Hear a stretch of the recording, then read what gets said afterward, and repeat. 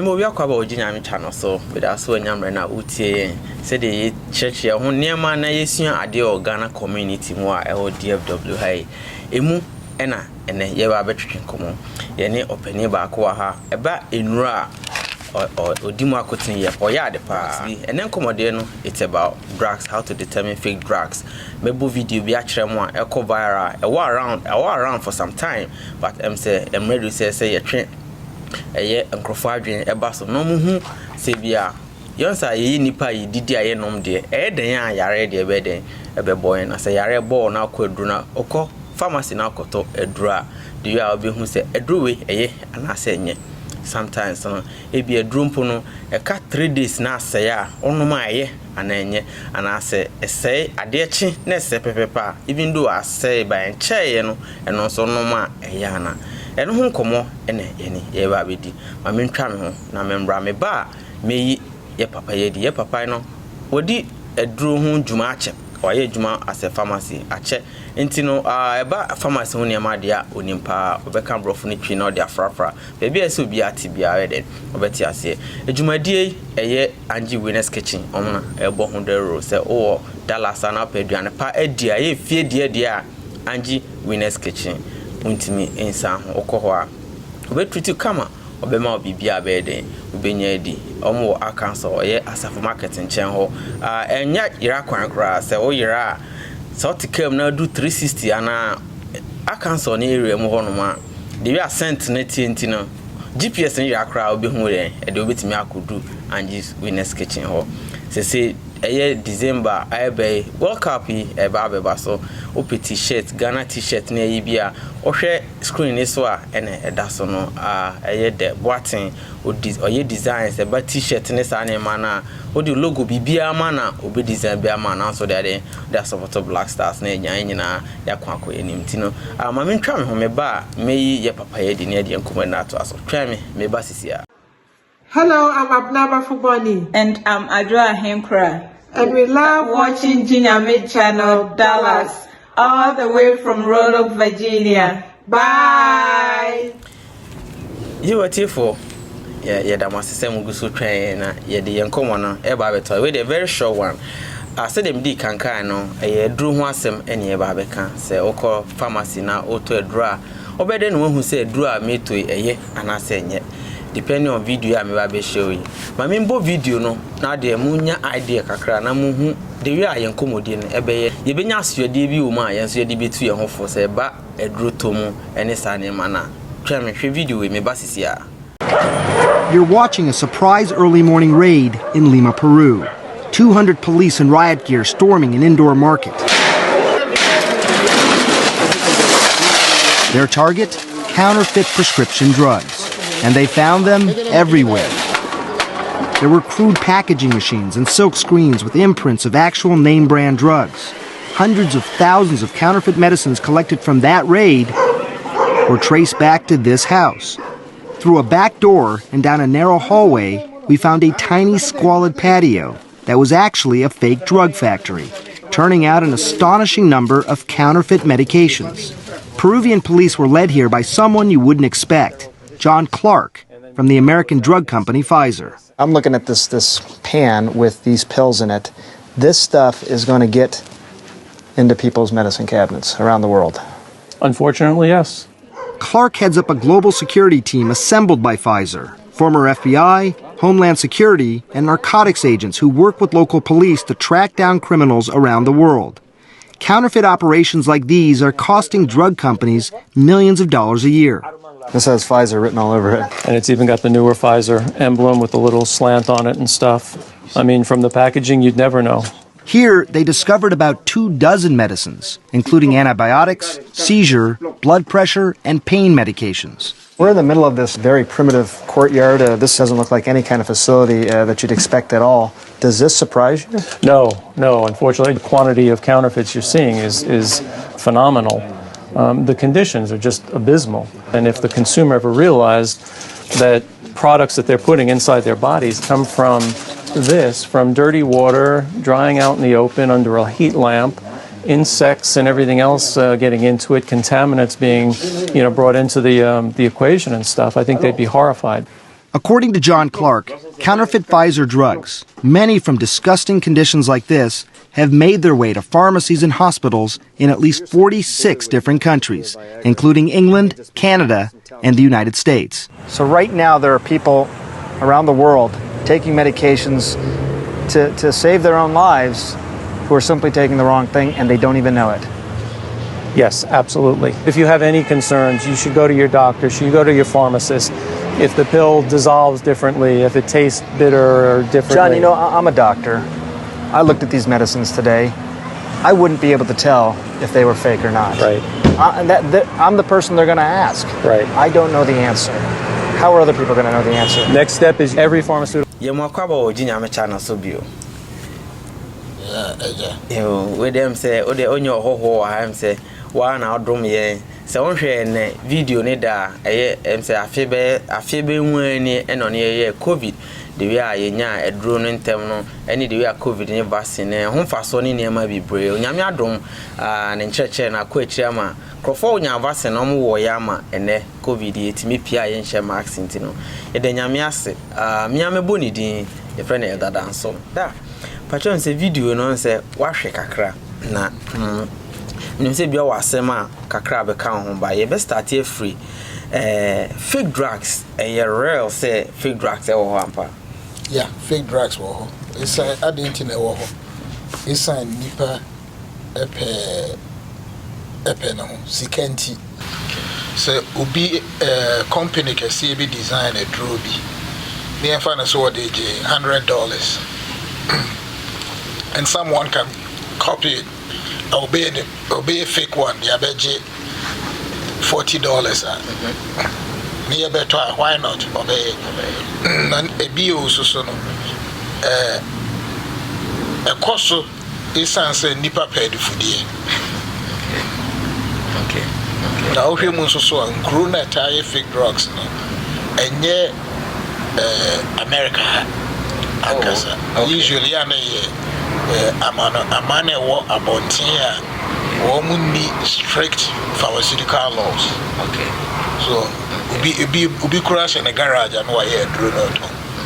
Two be baby to say India, China, Mexico. Okay. Me at this what we fake drugs. Na da waje pini say e bi owe sena obi be hu say ese no ekura ene ese no aputukura ene ese no kura kronkron be de ne hu say dura metoi kode yi ena para yi say kode ampa eno dey adding. Okay.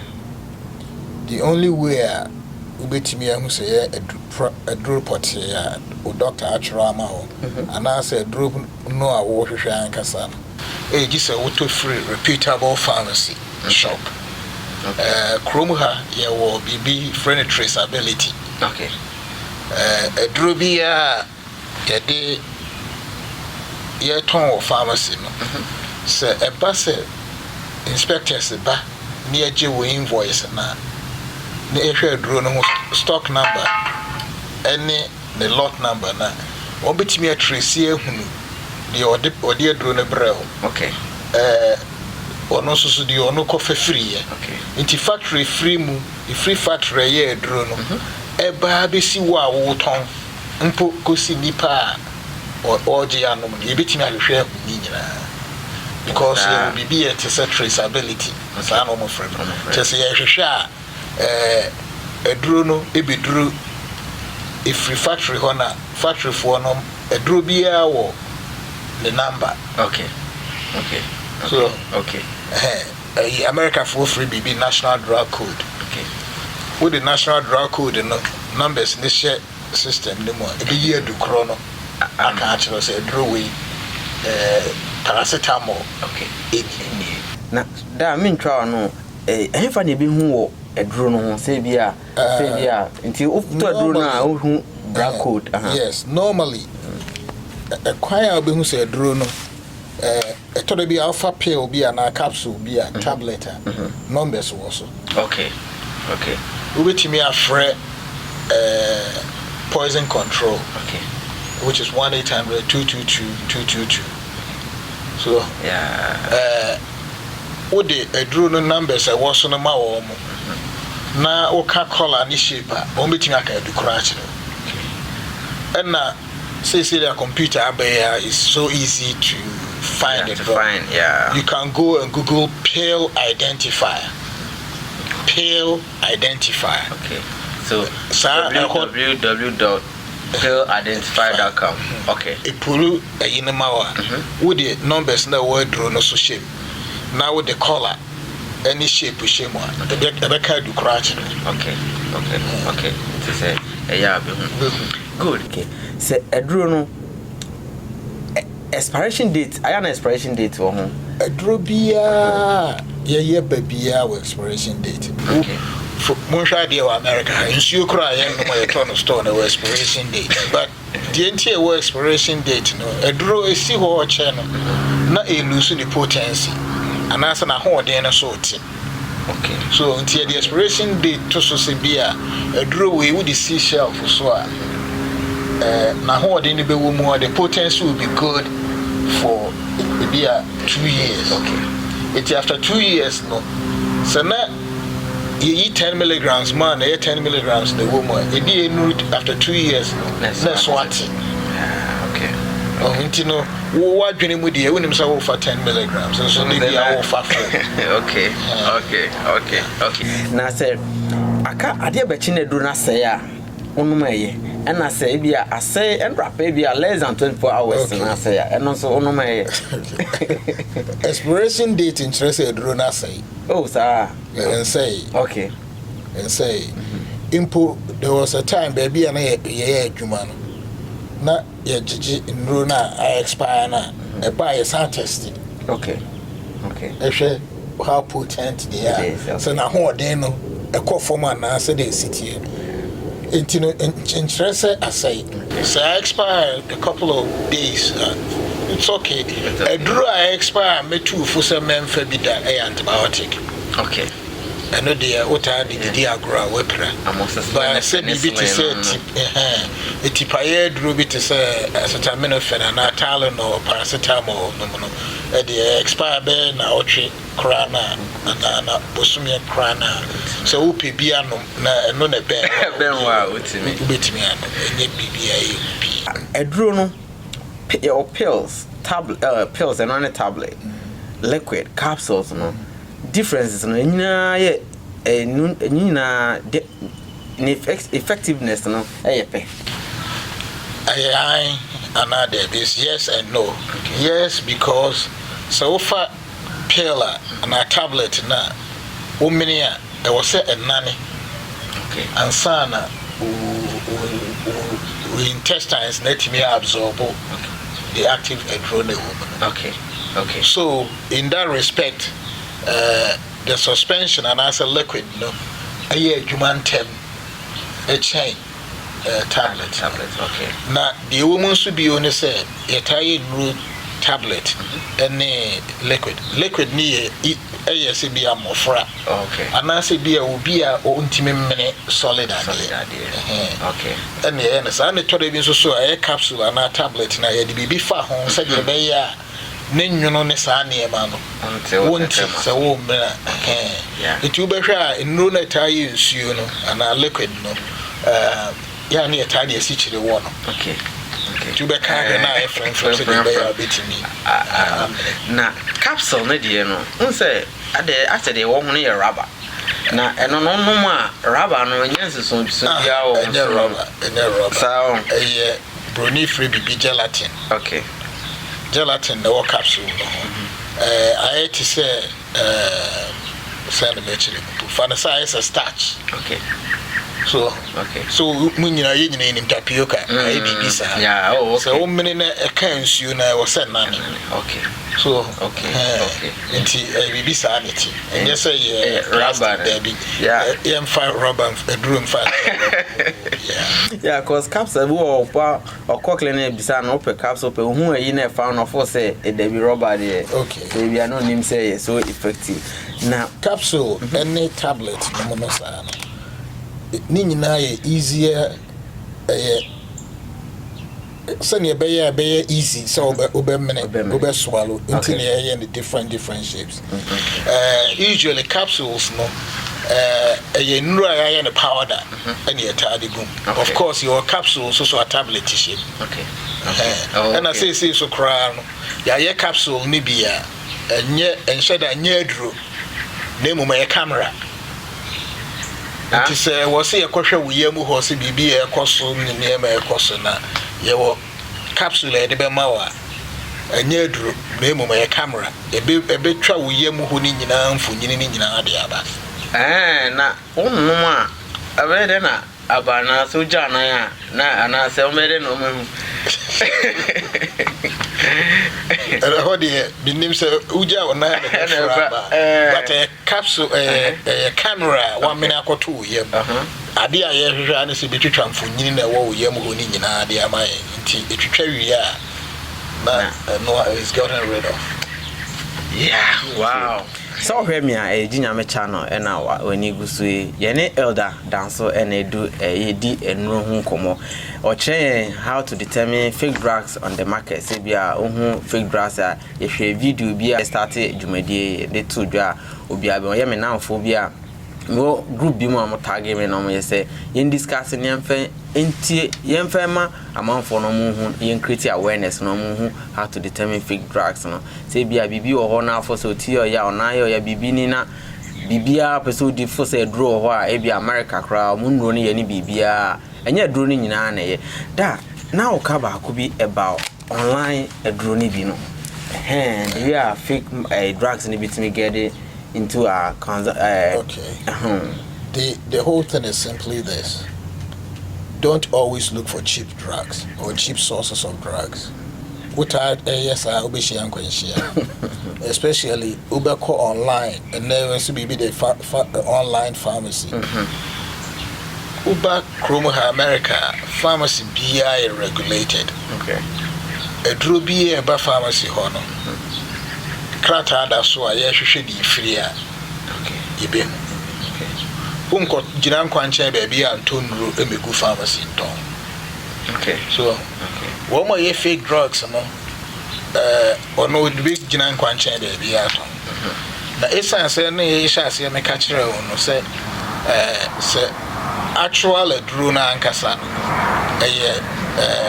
ebia wode ba $50 now we been so abonitiri ma atwane adani and makes a fake one now the GBA $20 it will no 100 against 20 of course you'll be up yeah and then will be the 100 now the 20 to back online but what do see problem with fake drugs and when they say a drobia no yeah Emrada hoa say ufasa pill nibi and our tablet nibi. Now with the collab co analyze there's a very narrow year. See I say 10 milligrams the woman. In Nimukrana was say 9 milligrams. Okay. Abro sokrano so was say 11. Okay. But fake ones no so be a fake one. A big crane drone be Nimukra. And now say or say 10 milligrams or 2 amounts maybe a 50 milligrams. Okay. It's a little bit me a duo. Okay. And a dura was a say Arians maybe Nimukra, so I also need be duo. Oh, now say computers are very intimate. It's made it so easy to make fake drugs. Impo things say what fake ones nibia. What the common manufacturer nankasa or didn't naked eye be to tell you say way a fake. Because packaging any BBM say it can be duplicated. Okay. So yeah, titi cross oko China. Omo kototo electronic in the MA. So drew a year go as dibe na ape. Yeah, to cost store. Shimo. The onim so me koto Sonny. As ne ya be before for the atom. Ma Sonny restaurant. So until I was saying na careful. Yeah. Again, online pharmacies, to stay away from them. You are better off going to a reputable pharmacy, a licensed pharmacy, to purchase your medication. At the interest, BBC, who obi a utimi eco contact no na ka ho ase so what on online na wo fa na bibi ya wa god forbid unya adverse reaction serious one ye hu Ukraine ya ye hu adwuma na ho no so kra no se ba se America fo a ye nyina ye pe mesu kwan na okosi online on internet the ye bia na me ni na ho let's stop being cheap and take precautions ko baby a wonim so to a drone a se ba se wo se ye hwehwe de drone free a enye den bebre a drone ye we drone bi wa ye ma race ni bia na ko de we de adwuma a drone chi ache entino yeah obetimi ache I am a deso busa sa question yes okay no correct oba eba moja drone mu blood pressure no na e obi ho no mo a eye adwuma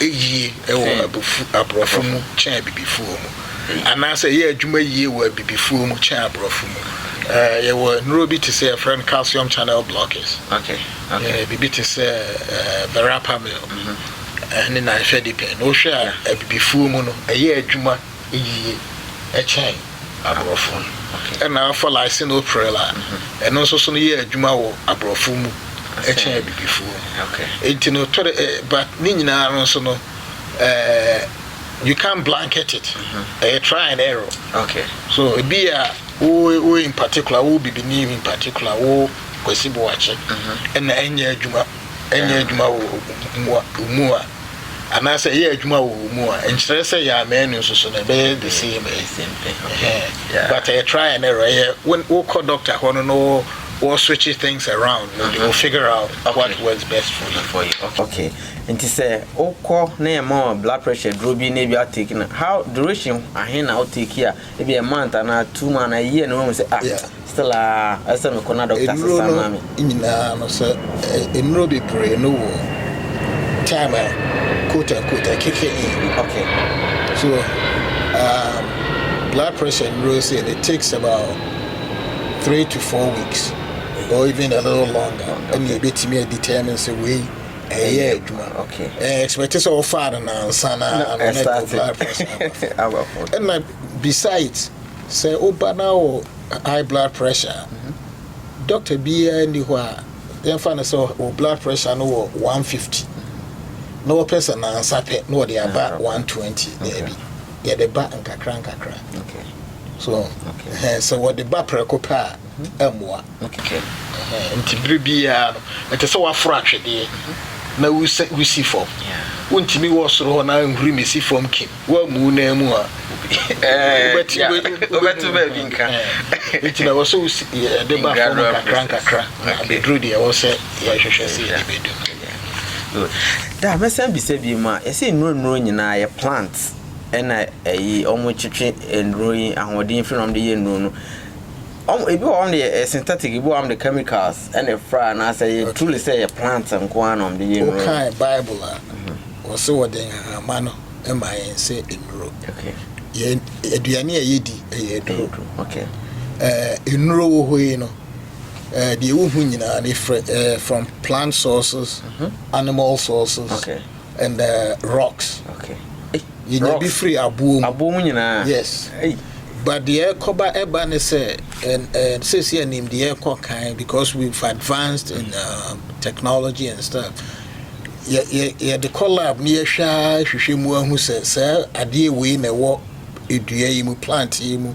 ana abo we mu ana say abo yi mu na emayen effect ayehwehwe na then we go back and synthesize it okay so near design chemical reactions and this idea ebe mai enu ni bi also so we don't synthesize them also we nyefra abo an mu direct okay so for instance your free be anti venom so worker will be a drew a demand your jeffrey or one enu so enu nyina and they synthesize in the lab but ayedin the be lab yakoyi specific ones na and talking about that enu nema ebiduro etode bia na asayen ya ko school akusua